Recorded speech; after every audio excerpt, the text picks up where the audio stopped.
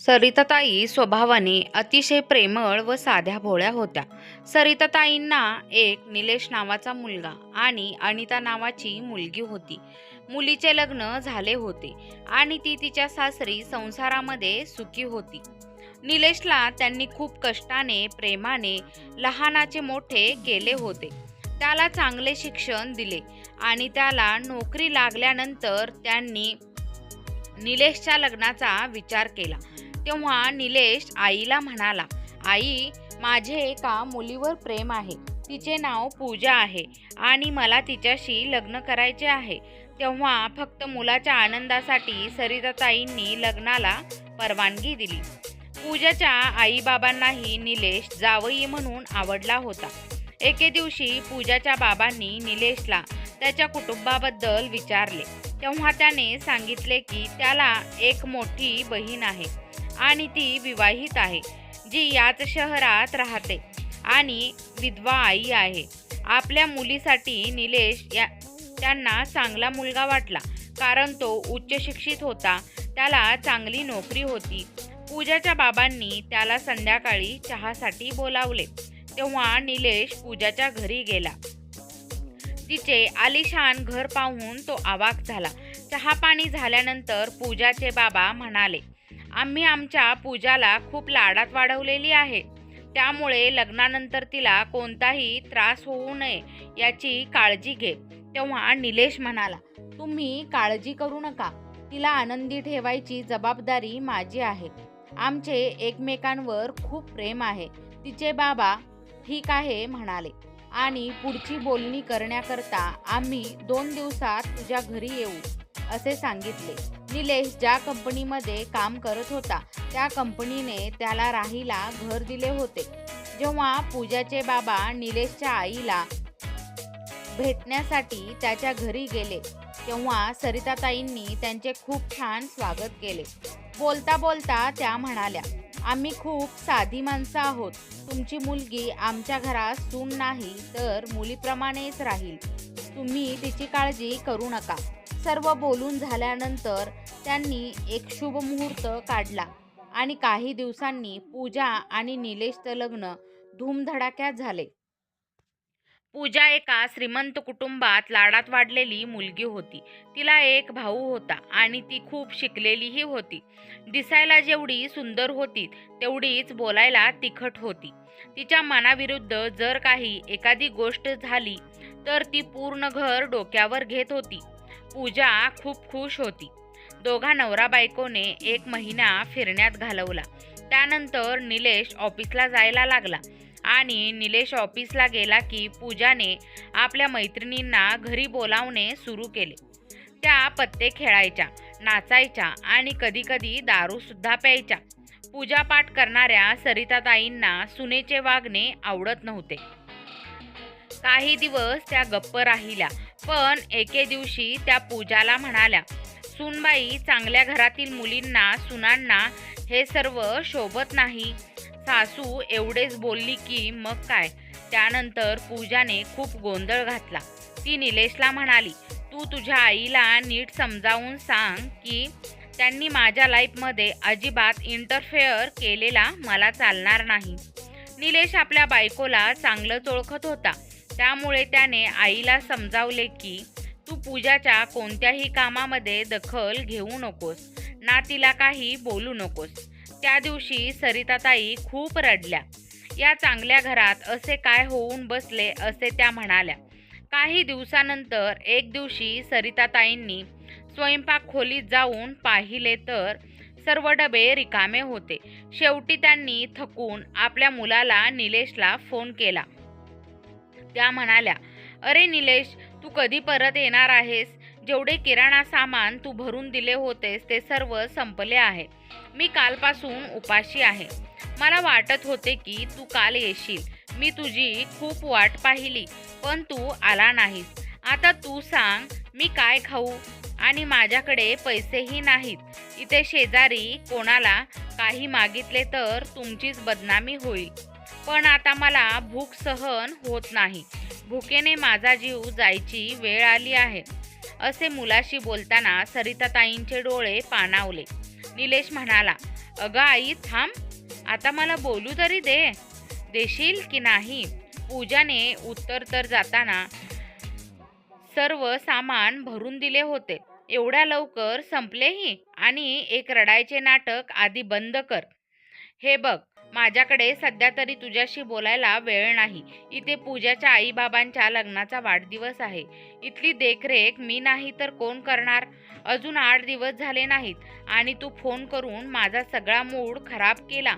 हे बघ, तुला भूक सहन होत नाही तर आम्ही येईपर्यंत तू समोरच्या उषा काकूंकडून अर्धी एक भाकरी मागून खा. पण आता पुन्हा फोन करून मला त्रास देऊ नकोस. एवढे बोलून निलेशने फोन बंद केला. आई पुढे काय बोलणार हेही त्याला गरजेचे वाटले नाही. आई कालपासून उपाशी आहे याच्याशी त्याला काही देणेघेणे नव्हते. सरिताताई मनात म्हणाल्या, ह्याच मुलाला जेव्हा लहानपणी भूक लागायची तेव्हा तर घरात किराणा सामान नसेल तर मी 4 घरची धुणी भांडी करून याचे पोट भरले. त्याला कधीच उपाशी ठेवले नाही. आणि आज त्याच मुलाला आई भुकेने व्याकुळ झाली आहे हे सांगूनही त्याच्या सासू सासऱ्याला खुश करण्यासाठी बायकोच्या माहेरी गेला आहे. लग्नानंतर मुलगा एवढा कसा बदलतो, तो त्याला आपल्या आई वडिलांना होणारा त्रास दिसत नाही असा विचार करता करता सरिताताईंच्या डोळ्यातून अश्रू वाहू लागले. माणसाला परिस्थिती समजते, पण ह्या पापी पोटाचे काय करायचे? त्याला परिस्थिती थोडीच ना समजते. सरिताताईंनी मग घरासमोर राहणाऱ्या उषाताईंकडून एक भाकरी मागून चटणीसोबत खाल्ली. पण असे त्या कुठवर मागून खाणार होत्या? त्यांनी सकाळी सकाळी आपल्या दारात लावलेल्या झाडाची काही फुले तोडली आणि जवळ शहरातील एका मंदिराच्या बाहेर फुले विकण्यासाठी बसल्या. आता हे त्यांचे दररोजचे काम झाले होते. फुले विकून मिळालेल्या पैशातून दुसरे काही नाही, पण त्यांना त्या पैशातून 2 वेळच्या खाण्याचा खर्च निघत होता. तिथे कोणी त्यांना ओळखले आणि त्यांचा मुलगा अपमानित होऊ नये म्हणून त्या आपला चेहरा झाकून घेत होत्या. मंदिरात दर्शन घेणाऱ्या लोकांच्या गर्दीत असाही एक माणूस होता जो रोज त्यांच्यावर दया करून कधी त्यांना जेवण तर कधी 100 रुपये देऊन जायचा. पण जेव्हाही तो सरिताताईंकडे पैसे देण्यासाठी जायचा त्या चेहरा वरून आणखी जास्त पदर घ्यायचा. एक दिवशी जोराचा वारा सुटला होता तेव्हा मंदिरात कोणीही दर्शन घेण्यासाठी आले नव्हते. सरिताताई या भुकेने व्याकुळ झाल्या होत्या. कोणी ना कोणी येईल आणि काहीतरी खायला मिळेल या आशेने त्या वाट पाहत होत्या. तेव्हा तो माणूस आला आणि मंदिरात दर्शन घेण्यासाठी जाऊ लागला. वारा असल्यामुळे सरिताताईंच्या डोक्यावरचा पदर खाली पडला. तेव्हा त्या माणसाची नजर सरिताताईंवर पडली आणि त्यांना पाहून त्याच्या पायाखालची जमीनच सरकली. त्याला खूप मोठा धक्का बसला. सरिताताईंनी पटकन डोक्यावर पदर घेतला आणि त्या तेथून जायला निघाल्या. तो माणूस अजूनही हक्काबक्का होऊन सरिताताईंकडे एकटक पाहत उभा होता. त्याची अवस्था पाहून त्याच्या डोळ्यातून पाणी आले. सरिताताई घरी निघून गेल्या. पतीच्या मृत्यूनंतर त्यांची अशी अवस्था होईल असा विचार त्यांनी कधीच केला नव्हता. असेच दिवस सरत होते. थोड्याच दिवसात निलेश एका मुलाचा बाबा बनला. पूजाने मुलाला जन्म दिला होता, पण त्याचे पालनपोषण आया करत होती, कारण पूजाला पार्टी आणि शॉपिंगमधून वेळच मिळत नव्हता.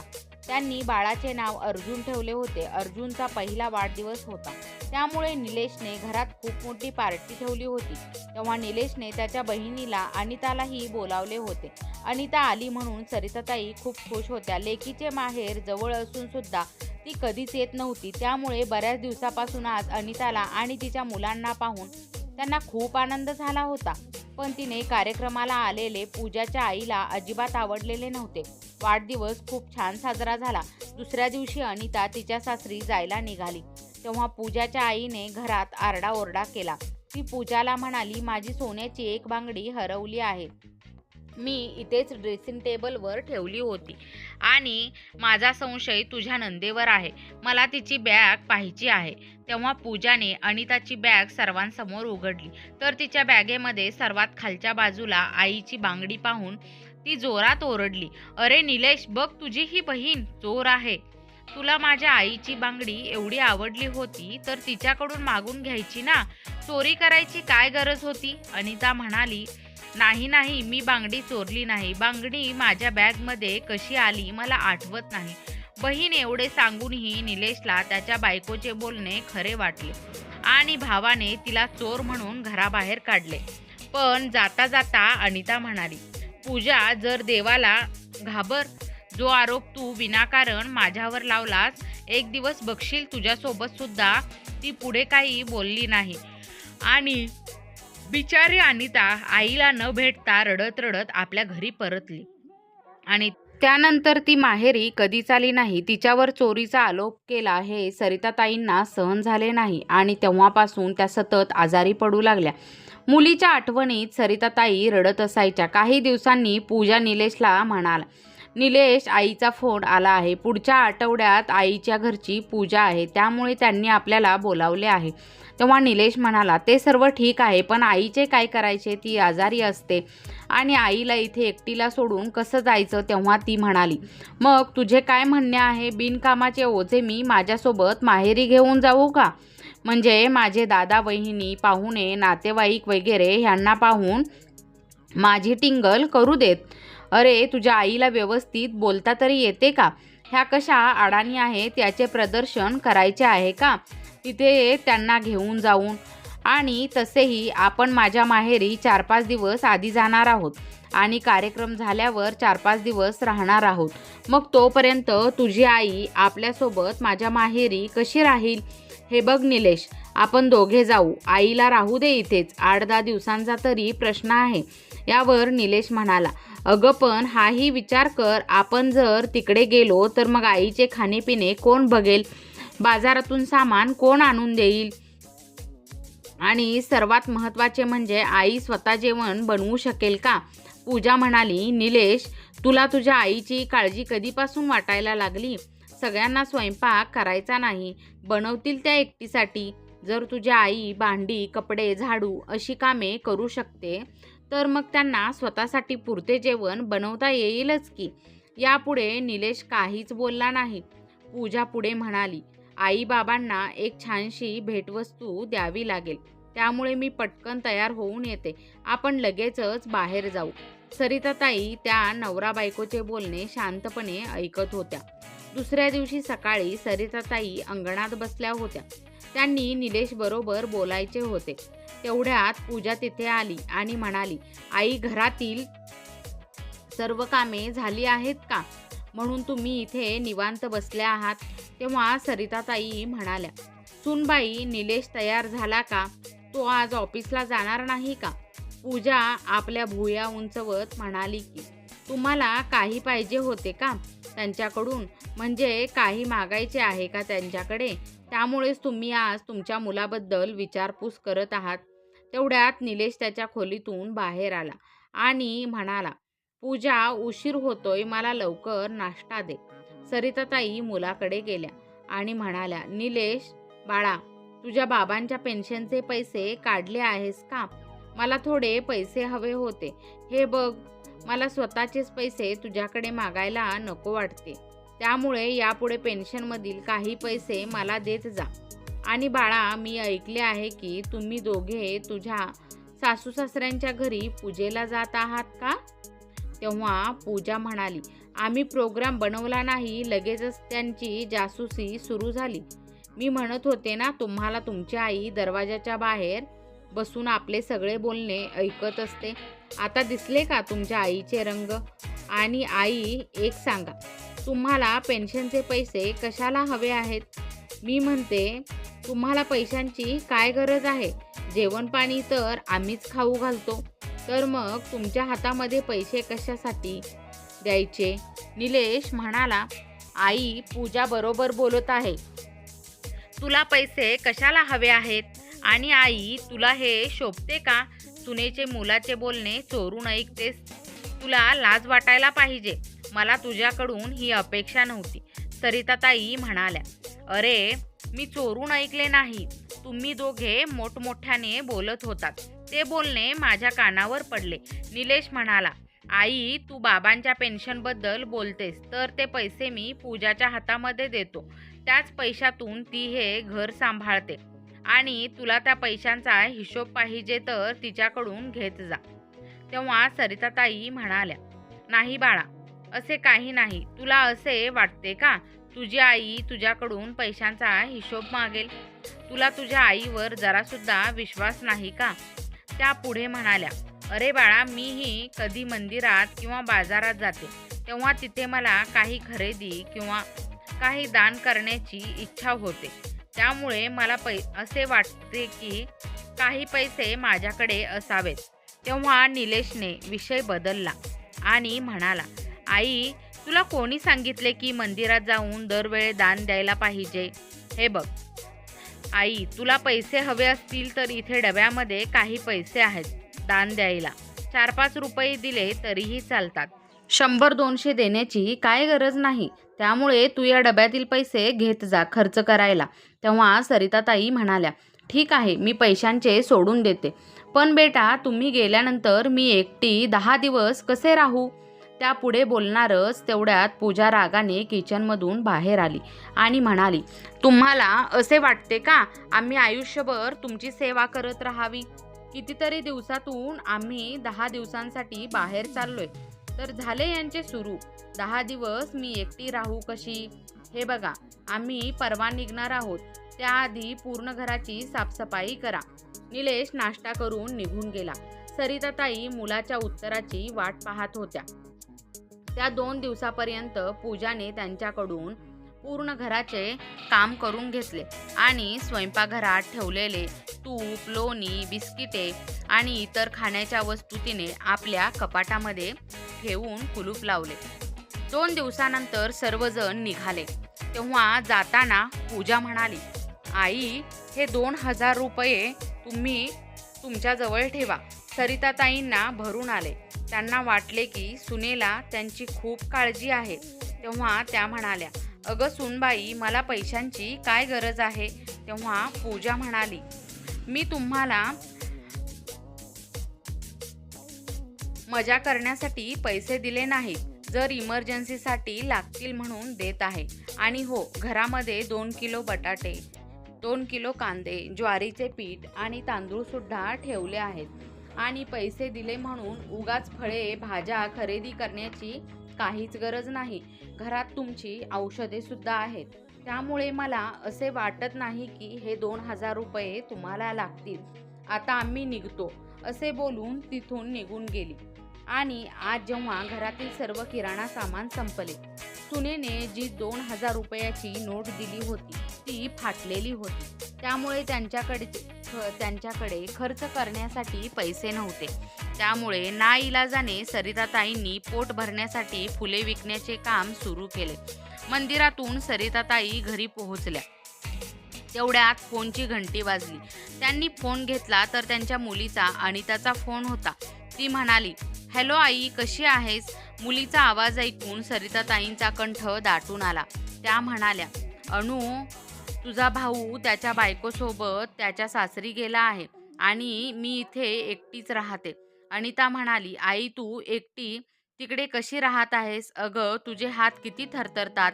मग तू जेवण कसे बनवतेस? सरिताताई म्हणाल्या, काय करू बाळा, तुझ्या वहिनीने कामवाली बंद केली. त्यामुळे 2 वर्षापासून घरातील सर्व कामे मीच करते. तुझी वहिनी फक्त भाज्या बनवते आणि बाकीचे सर्व कामे मी एकटी करते. मग स्वतःसाठी जेवण बनवले तर त्यात एवढे काय, तू काही काळजी करू नकोस. असे बोलून त्यांनी फोन ठेवून दिला. दुसऱ्या दिवशी सकाळी 11 वाजता कोणीतरी दरवाजा वाजवला. सरिताताईंनी दरवाजा उघडला तर समोर अनिता होती. तिला पाहून त्यांचे डोळे भरून आले. त्या फक्त म्हणाल्या, अनिता, तू अचानक कशी आलीस? त्यांची 2 नातवंडे आजीला बिलगली. सरिताताईंना खूप आनंद झाला. त्या म्हणाल्या, बाळांनो, किती दिवस झाले तुम्हाला पाहिले नाही. आणि त्या म्हणाल्या, मला सांग, तुला आज तुझ्या आईची आठवण कशी आली? तेव्हा अनिता म्हणाली, आई, तुला ठाऊक आहे ना 2 वर्षापूर्वी काय झाले होते? वहिनीने माझ्यावर चोरीचा आरोप लावला. त्यामुळे मी इथे येणे बंद केले होते. पण आज तू एकटी आहेस हे समजले.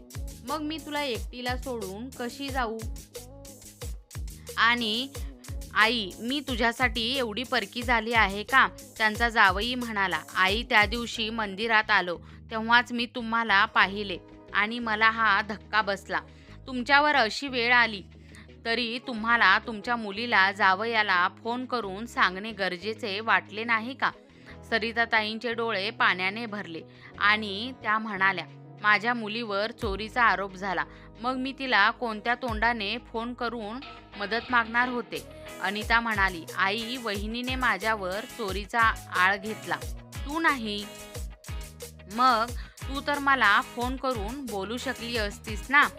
आईच्या डोळ्यातील पाणी पाहत अनिता म्हणाली, बरं आई, ते जाऊ दे. मला खूप भूक लागली आहे. सांग बरं, तू आज मला काय खाऊ घालणार आहेस? सरिताताई म्हणाल्या, थांब बाळा, मी काहीतरी घेऊन येते. पण खरे तर घरात काहीच खायला नव्हते. त्या किचनमध्ये गेल्या आणि उगाच डबे शोधू लागल्या. त्यांना काहीही मिळाले नाही, कारण पूजाने आधी सर्व वस्तू कपाटात ठेवून त्याला कुलूप लावून गेली होती. अनिता किचनमध्ये गेली आणि म्हणाली, आई, सांग काय करायचे आहे, मी तुला मदत करते. सरिताताई नाराज स्वरात म्हणाल्या, बाळा, घरात काहीच नाही आणि काही आणायला माझ्याकडे पैसेही नाहीत. अनिताला खूप वाईट वाटले. ती म्हणाली, म्हणजे आई, तू उपाशी आहेस? आई म्हणाली, माझ्या स्वतःच्या पेन्शनचे पैसे असताना सुद्धा मुलाने आणि सुनेने मला भिकारी बनवले आहे. असे बोलताना त्या रडायला लागल्या. अनिताने आईच्या डोळ्यातील अश्रू पुसले आणि म्हणाली, आई, पूर्वी तर तू अशी नव्हतीस. अगं, तू त्यांना का घाबरतेस? तेव्हा अनिताचा नवरा समीर म्हणाला, हे बघ आई, मी 5 मिनिटामध्ये जेवण ऑर्डर करतो. त्याने पटकन ऑनलाईन जेवण ऑर्डर केले. काही वेळाने जेवण आले आणि त्याने सर्वांना जेवणही वाढले. सरिताताई अशा खात होत्या की जसे काही खूप वर्षापासून त्या जेवल्याच नाहीत. अनिता आईची झालेली अवस्था पाहून खूप रडत होती. जेवण झाल्यानंतर घरासमोर राहणाऱ्या उषाताई आल्या आणि त्या म्हणाल्या, सरिताताई, अनिता आली आहे का? तेव्हा सरिताताई हसत म्हणाल्या, हो हो उषा, तिच्यासोबत माझी नातवंडे आणि जावई बापूही आले आहेत. खरे तर आज मला हे घर भरल्यासारखे वाटत आहे. तेवढ्यात अनिता उषाताईंसाठी चहा घेऊन आली. तेव्हा उषा म्हणाली, अगं सरिता, आईचे दुःख फक्त मुलगीच समजू शकते. बघ, तुझ्या सुनेने मी घरी आल्यावर एकदाही मला पाणी देखील विचारले नाही आणि आज तुझ्या मुलीने माझ्यासाठी चहा बनवला आहे. उषाताई अनिताला म्हणाल्या, अनिता, तुझ्या आईला एक तर न्याय मिळवून दे किंवा इथून तिला कायमची घेऊन जा. खूप वाईट अवस्था असते तिची आणि तुझा भाऊ काहीही बोलत नाही. उषाताई अनिताला म्हणाल्या, हे बघ अनिता, मी माझ्या पेन्शनचे पैसे स्वतःकडे ठेवते. त्यामुळे माझी सून आणि मुलगा रागाने घर सोडून निघून गेले आहेत. आता एवढ्या मोठ्या घरात मी एकटीच राहते. पण माझे आयुष्य स्वतःच्या मर्जीने जगते. आता मला जर कधीही मरण आले तरी चालेल, त्याचे मला काहीच वाटणार नाही. सरिताताई एकटक उषाताईंचे बोलणे ऐकत होत्या. अनिता म्हणाली, तुम्ही बरोबर केलेत काकू. तुमच्या पेन्शनवर तुमचाच अधिकार असला पाहिजे ना, की तुमच्या मुलांचा. तुमचा मुलगा आणि सून तुम्हाला सोडून रागाने निघून गेले. याचा अर्थ त्यांना तुम्ही नाही तर तुमचे पैसे हवे होते. अनिता पुढे म्हणाली, आता माझ्या आईने ही असेच खंबीर व्हावे असे मला वाटते. तेवढ्यात पूजाचा फोन आला. सरिताताईंनी फोन उचलला. ती म्हणाली, आई, मी येण्याआधी घराची साफसफाई करा. मला सांगा, तुमच्या मागे कसला आवाज येत आहे? तुम्ही घरी कोणाला बोलावले आहे का? तेव्हा सरिताताई घाबरल्या आणि ततपप करू लागल्या. ती म्हणाली, असे ततपप का करत आहात? स्पष्ट का सांगत नाही कोण आले आहे ते? तेव्हा अनिता आली आणि तिने आईच्या हातातून फोन घेतला आणि म्हणाली, वहिनी, काय झाले? मी आले आहे. आता मी माझ्या आईला सुद्धा भेटायला येऊ शकत नाही का? तेव्हा पूजा म्हणाली, अरे तुम्ही होय, आता काय चोरी करायला आलात का? तर आमच्या मागे हे सर्व चालले आहे. मला एक सांगा, तुम्हाला कोणी बोलावले आहे? तू तर 2 वर्षापूर्वी रागाने पुन्हा येणार नाही असे बोलून गेली होतीस ना, मग कसे काय माझ्या घरी आलीस?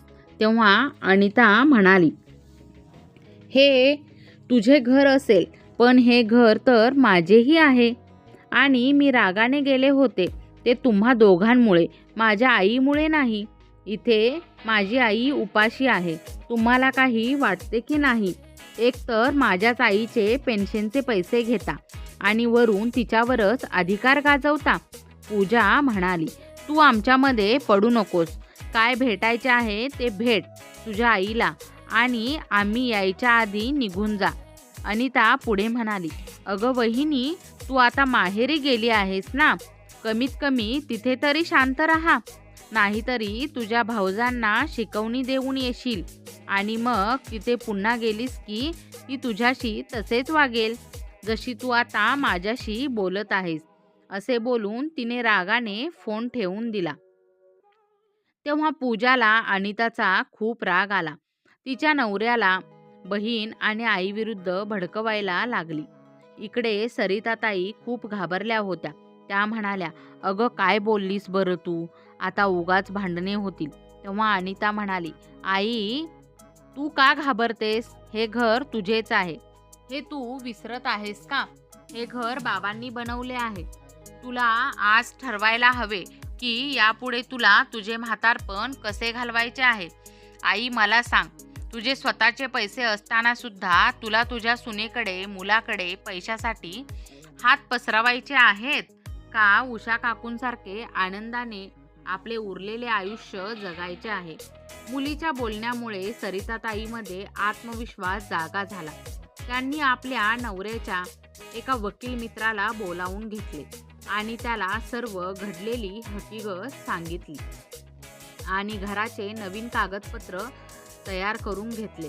त्यामध्ये नॉमिनी म्हणून सरिताताईंनी आपल्या मुलीचे नाव दिले होते. दुसऱ्या दिवशी रागाने पूजा तिच्या कुटुंबासहित पुन्हा घरी आली आणि आल्याबरोबर तिने आपल्या नंदेबरोबर खूप भांडण करायला सुरुवात केली. भाऊ हाताची घडी घालून उभा होता. तेव्हा त्याला पाहून अनिता म्हणाली, मी विचार करत होते की ती तर परकी आहे, पण दादा तुला आपल्या आईला होणारा त्रास दिसत नाही का रे? बरोबर आहे, कसा समजेल? तू तर तुझ्या बायकोच्या ओंजळीने पाणी पितोस. तेव्हा पूजा म्हणाली, हे बघ, तुझ्यासाठी हे चांगले राहील की तू तुझे सामान आणि तुझ्या मुलांना घेऊन जा, या घरातून निघून जा. तेव्हा अनिता हसून म्हणाली, हे घर सुद्धा माझे आहे. या घरात माझा देखील हिस्सा आहे. आता ही गोष्ट वेगळी आहे की आजपर्यंत मी माझा हिस्सा कधीही मागितला नाही. पूजाला खूपच राग आला. ती म्हणाली, एकतर चोर आणि वर शिरजोर. सरिताताई म्हणाल्या, खबरदार सुनबाई, जर यापुढे माझ्या मुलीला चोर म्हणशील तर माझ्यापेक्षा वाईट कोणीच नसेल. तेव्हा पूजा म्हणाली, अरे वा, एका आठवड्यामध्ये मुलीने जावयाने खाऊ पिऊ घालून खूपच ताकद वाढवली आहे वाटतं. हे बघा आई, तुमच्या मुलीला इथून जायला सांगा, नाहीतर मी हिला धक्के देऊन बाहेर काढतो. असे बोलताच सरिताताईंच्या संयमाचा बांध तुटला आणि त्यांनी पूजाच्या एक कानशिलात ठेवून दिली आणि म्हणाल्या, नालायक बाई, माझ्या मुलीला चोर म्हणताना तुला लाज कशी वाटत नाही? हे घर माझे आहे, त्यामुळे माझी मुलगी या घरातून बाहेर जाणार नाही. तेव्हा निलेश म्हणाला, आई तू माझ्या बायकोवर हात कसा उचलू शकतेस? तेव्हा आईने आपल्या मुलाच्याही कानशिलात ठेवून दिली आणि म्हणाल्या, आत्ताच्या आत्ता माझे घर खाली करा. तेव्हा निलेश म्हणाला, तू मला या घरातून बाहेर काढू शकत नाहीस. तेवढ्यात अचानक वकील साहेब आले आणि म्हणाले, त्या तुला घरातून बाहेर काढू शकतात, कारण हे घर तुझ्या आईच्या नावावर आहे. तुम्ही लोक त्यांची पेन्शन स्वतःकडे ठेवून घेता. हे तर योग्य नाही. निलेश आश्चर्यचकित होऊन वकिलांकडे पाहू लागला. वकिलाने कोर्टातील पेपर निलेशच्या हातामध्ये ठेवले आणि म्हणाले, 2 तासात हे घर खाली करावे लागेल आणि आजपर्यंत जेवढे पैसे पेन्शनचे तुम्ही खर्च केले आहेत ते सर्व पैसे सरिता वहिनींना परत करावे लागतील. नाहीतरी तुम्हाला जेलची हवा खावी लागेल. बघा, हा विचार करा. तुम्हाला काय योग्य वाटते. निलेशने पूजाला इशारा केला आणि दोघे आईचे पाय धरून रडायला लागले. तेव्हा सरिताताई म्हणाल्या, हे खोटे अश्रू दुसऱ्यांना दाखवा, कारण मी तुम्हाला खूप चांगली ओळखते. अरे, मी तेव्हा तुमच्या विरुद्ध आवाज उठवायला पाहिजे होता, कारण तुम्ही लोकांनी मला माझे स्वतःचे पैसे असताना भिकाऱ्याप्रमाणे आयुष्य जगायला मजबूर केले. निघा माझ्या घरातून आत्ता. मला तुमचे तोंड पाहण्याचीही इच्छा नाही. त्यानंतर सरिताताई मुलीचा आधार घेऊन आपल्या खोलीमध्ये गेल्या. 2 दिवसांनी निलेशने घर खाली केले. पण आता आई एवढ्या मोठ्या घरात एकटी कशी राहील याची अनिताला काळजी वाटायला लागली. तिने आईला तिच्या घरी येऊन राहण्यासाठी आग्रह केला, पण सरिताताईंनी तिला नकार दिला. मग अनिताने यावर एक उपाय शोधून काढला. तिने घरातील वरच्या 2 खोल्या भाड्याने दिल्या आणि आईच्या घरातील कामे करण्यासाठी एक कामवाली बाई ठेवली, जी दिवसभर काम करायची आणि रात्री तिथेच आईसोबत राहायची. आता दररोज अनिता फोन करून आपल्या आईबरोबर बोलायची आणि 2-3 महिन्यातून एकदा माहेरी चक्कर मारायची. आता सरिताताई आपल्या मर्जीप्रमाणे दानदक्षिणा द्यायच्या आणि आपल्या मैत्रिणीसोबत इकडे तिकडे फिरायला जायच्या. त्यामुळे त्यांचा वेळसुद्धा जात होता. त्यांनी मुलाबरोबर असलेले नाते केव्हाच तोडले होते. असेच दिवस सरले. पूजाचा मुलगा अर्जुन मोठा झाला. पूजाने अर्जुनचे लग्न एका श्रीमंत कुटुंबातील मुलीबरोबर मानसीबरोबर लावून दिले. मानसीसुद्धा आपल्या सासूप्रमाणे आधुनिक विचारांची मुलगी होती. आता निलेशला आईची खूप आठवण येत होती. जेव्हा आईला त्याची गरज होती तेव्हा तो आईला जराही वेळ देत नव्हता. एके दिवशी त्याला आईचे निधन झाल्याची बातमी समजली. तो एकटाच आईच्या अंत्यसंस्कारासाठी गेला होता. तो खूप रडत होता. त्याने आईला मुखाग्नी दिला. आई गेल्यानंतर निलेश सतत आजारी पडू लागला आणि काही महिन्यांनी एके दिवशी एका रात्री झोपेतच तोही हे जग सोडून निघून गेला. निलेश गेला आणि तेव्हापासून पूजाचे हाल सुरू झाले. सुनेने तिच्याकडून मालकिनीचा हक्क हिरावून घेतला. ज्याप्रमाणे पूजाने तिच्या सासूला त्रास दिला, आज तसाच त्रास तिची सून पूजाला देत होती. आज पूजा कडून चुकून एक खूप किमती शोपीस फुटला. तेव्हा तिची सून म्हणाली आणि रागाने म्हणाली, हे काय केलं आहे तुम्ही? जेव्हा पाहावे तेव्हा काही ना काही तर तोडतच असतात. गुपचूप एका ठिकाणी बसायला काय होते तुम्हाला? तेव्हा मानसीने फरशीवर पडलेल्या काचेच्या तुकड्यांना साफ करण्यासाठी नोकराला सांगितले. अर्जुन सुद्धा त्यावेळेस ऑफिसमधून आला होता. पूजाने अर्जुनला सून रागावून बोलली असे सांगितले. तेव्हा तो आईला म्हणाला, आई, मानसी बरोबर बोलत आहे. तू एका ठिकाणी शांत बसत जा. हे बघ, तू तुझ्या खोलीत बाहेर येत जाऊ नकोस. तुला इथे तुझ्या खोलीमध्ये जेवण दिले जाईल. मी तर तुला खोलीमध्ये जेवण दिले जाईल असे म्हणतो, पण तू तर त्या बिचाऱ्या आजीला खोलीमध्ये बंद करत होतीस आणि जेवण सुद्धा देत नव्हतीस. मुलाचे बोलणे ऐकून पूजाने खाली मान घातली. आज मानसीचा वाढदिवस होता. तिच्या माहेरवरून तिची आई, भाऊ आले होते. घरामध्ये पार्टी चालू होती. सर्व लोक पार्टीमध्ये मग्न होते. मानसी बरोबर बोलत आहे. तू एका ठिकाणी शांत बसत जा. हे बघ, तू तुझ्या खोलीतून पूजाला बाहेर येऊ नकोस अशी सक्त ताकीद दिली गेली होती. पण तिला भूक लागली म्हणून ती बाहेर आली. तेव्हा मानसीला खूप राग आला.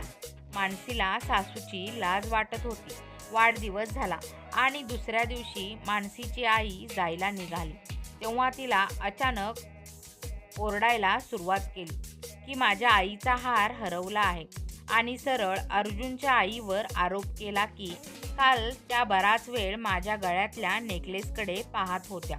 तेव्हा अर्जुन आणि मानसीने पूजाच्या खोलीची झडती घेतली आणि तो नेकलेस पूजाच्या कपाटात सापडला. अर्जुन म्हणाला, आई तू चोरी केलीस? मानसी म्हणाली, माझ्या आईचा हार एवढा आवडला तर तसे सांगायचे ना, दिला असता तिने तुम्हाला घालायला. पूजा घाबरली आणि तेव्हा पूजाला जाणवले की आपण ही नंदेवर काही वर्षापूर्वी चोरीचा आरोप करून पाप केले होते. पूजाला चोरीचा आरोप सहन झाला नाही. तेव्हा ती म्हणायला लागली, हा हा चोरी चोरी असे म्हणत जोरजोरात हसायला लागली आणि अचानक बेशुद्ध पडली. तेव्हा डॉक्टरांनी सांगितले की त्यांना खूप मोठा धक्का बसल्यामुळे त्या आपले मानसिक संतुलन हरवून बसल्या आहेत. खरे तर मानसी जी तिच्या आईने मुद्दाम चोरीचा आळ घेतला होता, तिने चोरी केली नव्हती. आता पूजा वेडी झाली आहे. अर्जुन आणि मानसीने तिला वेड्याच्या हॉस्पिटलमध्ये भरती केले आहे. मित्रांनो, हे म्हणतात ना ते खरेच आहे की आपण जे इतरांसोबत करतो, जे किंवा वागतो ते आपल्याला कधी ना कधी व्याजासह परत मिळतेच. तुमच्या कर्माचे फळ तुम्हाला इथेच भोगून जावं लागतं. हे नेहमी लक्षात ठेवायला हवे. कारण कर्म हे रबरासारखे असते. जितके तुम्ही ताणाल तितक्या वेगाने ते तुमच्याकडे परत येते. त्यामुळे चांगले कर्म करा. पूजा जे काही अनितासोबत वागली ते सुद्धा भविष्यात तिच्यासोबतही तसेच घडले. देवाचा न्याय एक ना एक दिवस होतोच. मित्र आणि मैत्रिणींनो, आजची कथा आवडली असल्यास चॅनलला लाईक, शेअर, सबस्क्राईब नक्की करा. वेळात वेळ काढून कथा ऐकल्याबद्दल, वाचल्याबद्दल तुम्हा सर्वांचे मनपूर्वक धन्यवाद.